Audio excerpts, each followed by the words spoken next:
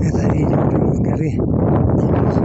Вышел и пошел, повел меня, обхал назад.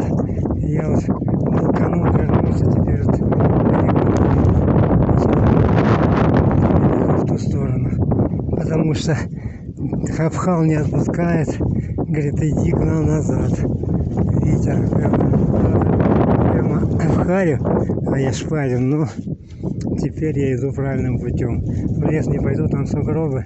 Иду по склону. Более-менее сантиметров 20 снежок. Но ветер, конечно, колючий, леденящий. Все, заканчиваю репортаж, руки замерзают.